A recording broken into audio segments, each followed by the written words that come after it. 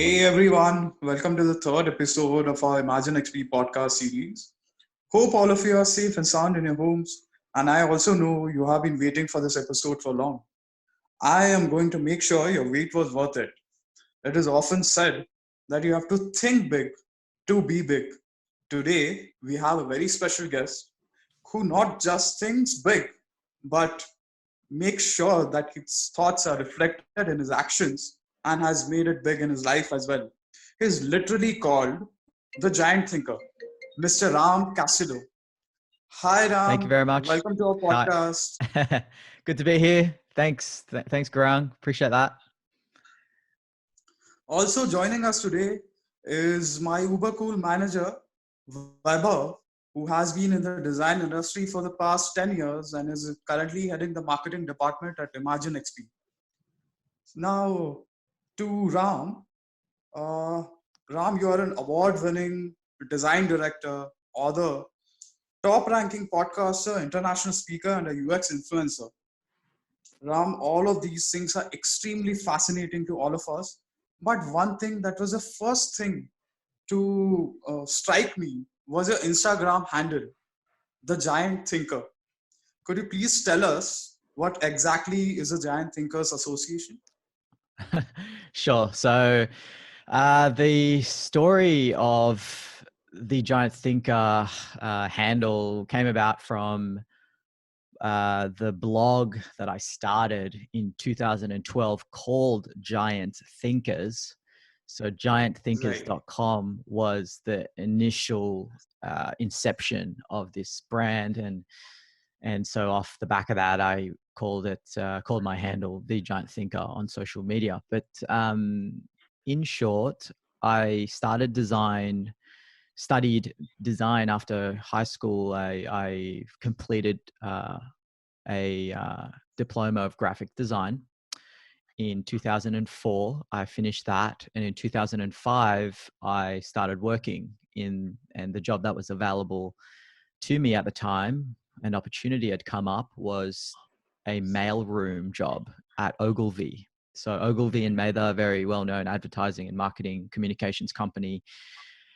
I was literally in the mailroom. So dispatching mail to 350 people over 4 levels in Sydney, CBD, where I live in Australia. And that's how I started my career. And I met 350 amazing people in the first week over 4 levels. And that became the springboard to launch my entire career. And the reason why I say that story as well is because when I first started on day one at Ogilvy, I got a red book as part of the welcome pack. And in the welcome pack, they had other items, but this red book really stood out because when I looked at the cover, it said quotes and statements from David Ogilvy. And then I opened up the red book, and the first quote that came up said something along the lines of, if we hire people that are smaller than we are, we will be a company of dwarfs. If we hire people who are bigger than we will be a company of giants. And that really stuck by me.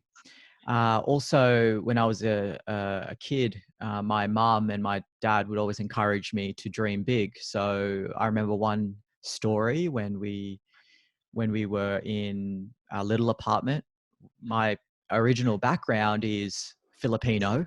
So my parents and I migrated to from the Philippines to Sydney, Australia, when I was only a baby. I was only 1 year old. So I could have lived a life where I was, a Filipino boy. And instead I became a Filipino boy in the Aussie culture, the Australian culture. So my parents had always injected real optimism and hope and a sense of opportunity, right? And I remember this story. My mum was cooking spaghetti in our little apartment, and I was collecting empty tissue boxes, toilet paper rolls, recycled material, and I would just make stuff because obviously back then we didn't have any devices. And she said, "Ram, what do you want to be when you grow up?" And I said, "I don't know, Mum. I just want to make stuff." And she was like, "Okay, well," she stopped cooking. She put her hand on my shoulder and said, "Well, just remember that whatever you want to be, dream big, dream much, much bigger. So this has really played out in my entire life, and Giant Thinkers is really just it's an expression more than anything to think big, to dream bigger.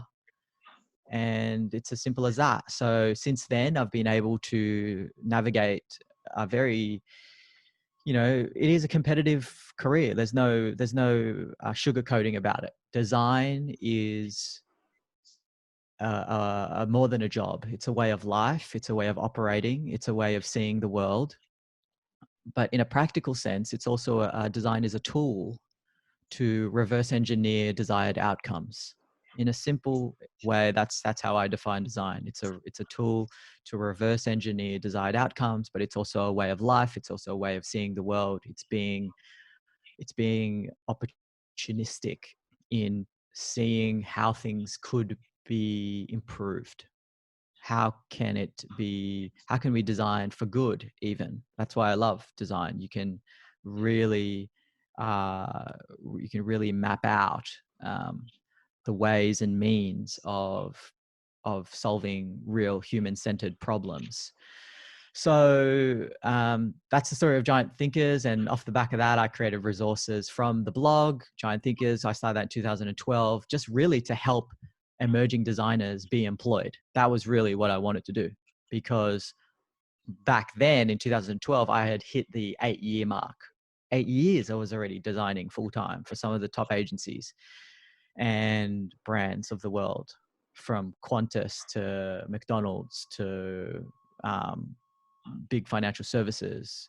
Ogilvy had Dove, Milo, American Express, all these big brands, Kentucky Fried Chicken, Pizza Hut, all of that. So I was exposed to these enterprise level brands, and I was able to really see the world through business, strategy, creativity, technology. All of these worlds came together, and now I'm able to tap into all of that. But one thing I felt missing was the education gap between finishing or studying a course and actually being employed. There was a huge gap. Like, no one told me. It was only in hindsight, after now working for that many years. It was only in 2012 I was working 8-year mark. I looked back and it was like, wow, far out. That was pretty hard actually to get to where I am, in terms of the things that I wish someone told me, like, how do you write to a creative director in an email? What is the things that I should consider? What about interview situations? What is this thing called tone of voice, body language? How do I create emotional connection?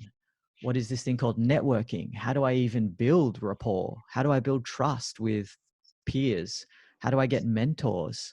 There were so many questions that I had when I was starting out. So I ended up writing to my younger self through Giant Thinkers, a blog. And then next thing I did was write my first book, How to Get a Job as a Designer. So that's available on Amazon or online, whatever.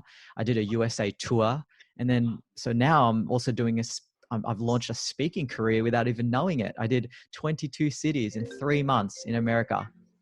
And so since then, I'd also launched a podcast called Giant Thinkers, and I've been able to interview the global heads of Nike, Deloitte, Visa, the founder of WordPress, the founder of CreativeLive, the founder of Treehouse. Like, so I was able to really use my network and bring them into mediums like this, a podcast, so that others can learn as well.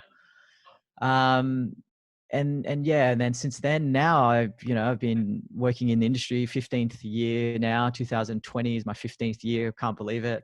Been able to undertake roles like design director at DDB, McDonald's, Volkswagen were main clients.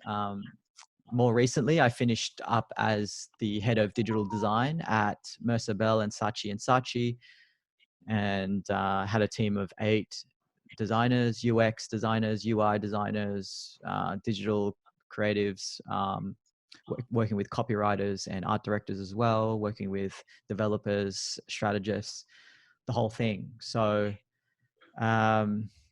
That's me, man. Fire away some questions. Yeah. Just before Gaurang asks his next question, I noted down something that you said that, and we can probably cover it in the later half of this podcast, is how can you design for good, which is a pretty interesting thing.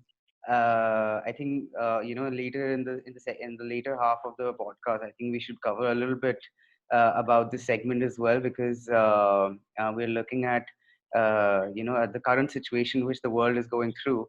I think design does hold a certain uh, element in terms of how we can actually do good.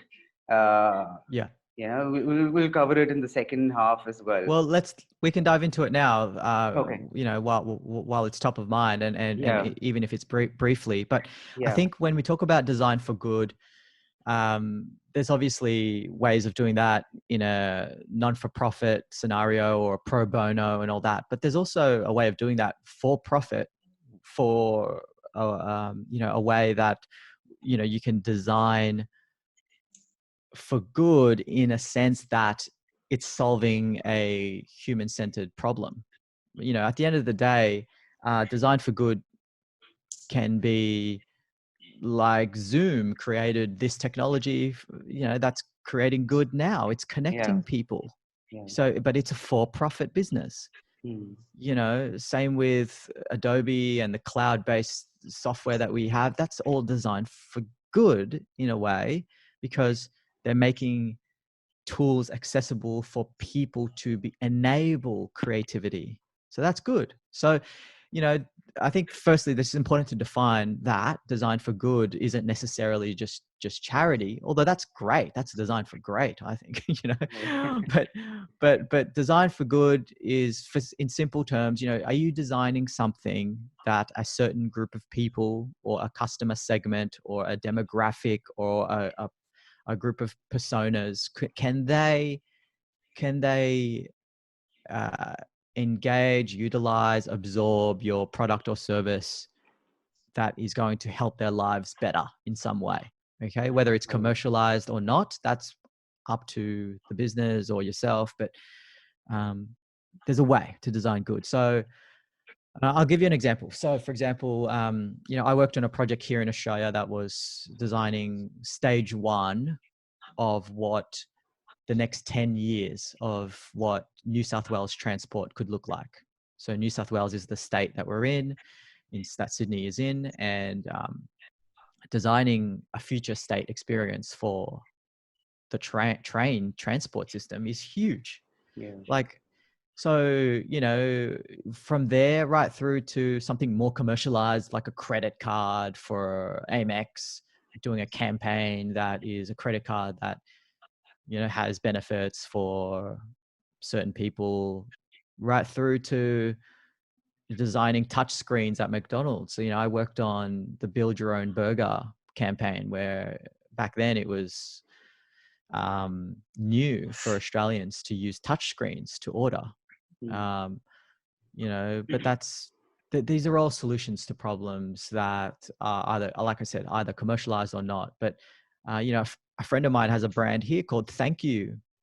It's literally called Thank You, and it started off as water. He just built a water brand because he Okay. found out that people that most people in the world, 2/3 of the world, struggle to have clean water. And so he created a brand that was up against the big water beverage businesses, and he structured the business in a way that all the profits of selling his water, Thank You, was going back to villages and countries in need to build water pumps and all these other things. And so Okay. now the Thank You Okay. brand is huge brand. So the thing is, he structured it as a social. He's called it like a. It's not his. He hasn't called it a charity. It's not a charity. It operates as a business, but it's just that after he pays his staff and overheads and expenses, after everyone gets paid, the profit goes directly to the cities in need. And so now Right. he's got all these products, sanitation products, healthy snacks, and yes, the water as well. Yeah. Sounds interesting. Yeah. Yeah. Ram, that answer of yours about how the name Giant Thinkers came up uh, actually puts into perspective how much of thought went into coming up with that name itself. And it was actually a giant thought which gave birth to the Giant Thinkers. Just moving on, a lot of what Giant Thinkers does, your work, is concerned with students. I just want to know, how does your organization exactly help students, and how does it promote design basically to students? Yeah, so I mean, the organization is me, firstly, Yeah. and I think it's important to note that it's not a big organization, but I do have I outsource with partners, from uh, the audio polishing and editing of my own podcasts, right through to hiring someone to proofread and really look at the manuscript before publishing my books, like things like that, right? Like I do utilize freelancers for the things that I do, but for the most part it's just me, and people sometimes can't believe that, to build such a huge brand in terms of reach. 250,000 people listen to my podcast actively, and have quite a fair following on Instagram. 64,000 or something right now. And it's just number one, it's just through creating meaningful relationships. I think people forget that good things take time, real lengthy time. And I didn't arrive at building these audiences or these connections, professionally or not, but I think that people need to make friends, not contacts. People need to give before they ask for something in return. They have to serve before they sell. It's not a strategy, it's just the way that we operate. It's the experience economy now isn't back in the day when you would see someone on TV, that's smoking a cigarette, and then you just like start smoking. No, Yeah. in fact, it's different now. The psychology of human needs have now become the individual being empowered, not the brand. The brand positioning needs to tap into generosity and authenticity as an extension of people. It's why we choose Nike over Adidas, or Adidas over Nike, or Apple over Samsung, or vice versa. It's an extension of us. But anyway, I'm sidetracking here to your other question around helping students and design. Look, I guess at the end of the day, I just want to, again, I'm just speaking to my younger self, right? Like, I didn't have any books or material, written or audio, that I could absorb, that tackles how to get my foot in the door. That's it. How do I even get my first job? I didn't have anything to help guide me in that. You leave design school or design college with the same type of portfolio as other people. Well, how are you standing out? Well, it's because of networking. It's because of connections. It's because of your attitude. It's because of how you might be able to present yourself. But no one told me what is a good way of doing that. So that's what Giant Thinkers started as. And now I'm helping other segments, from senior designers wanting to become creative directors and leaders, right through to businesses. I'm on the advisory board for some businesses. I now do a lot of coaching, consulting, just like this, just helping businesses and entrepreneurs navigate that landscape. So it's less about a framework. It's more about principles, and it's more about it's the whole thing, teach a person to fish, don't give them the fish, right? It's Right. that mentality. Uh, yeah. What was the other thing, Garang? Yeah. So looking a little bit towards UX design as well, user experience design, I would like to know what is user experience design according to you. And since you are based in Australia, I would like to know how is UX design perceived in Australia as well. Sure. So, look, there's a real richness of design culture here in Australia. There's a real appreciation for it. You know, we're blessed to have, you know, just such a supportive way of operating here from, you know, the government, and look, overall, based on living standards, it's great. Like, you know, there's obviously our own issues here, but the reality is, in comparison, we have great healthcare, we have great education, you know, unemployment. Obviously now it's horrible everywhere, but generally speaking, it was quite good, and you know, the structures are there, Right. and so therefore we have the means to be able to appreciate things like design. So I think it's a great question, because in the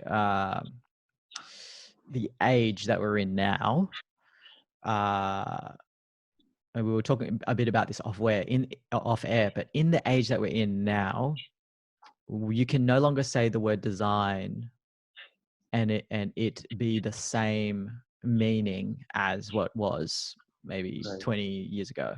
Right. So now design is actually not about the visual, although it can be, or it's not necessarily automatically now skewed towards fashion or interior or product.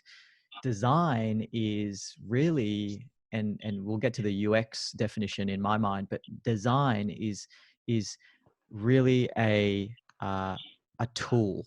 Okay, it is very much a tool to problem solve and to apply that process, that way of thinking, to anything. That's why now you can say service design, because you can design a service and it has nothing to do with material from a fabric sense, or, you know, a graphic sense.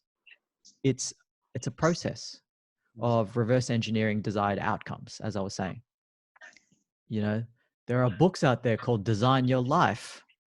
Why? Because, again, it's an intentional process to aim towards a desired outcome, a goal, an objective. That's why we always say that you should really start.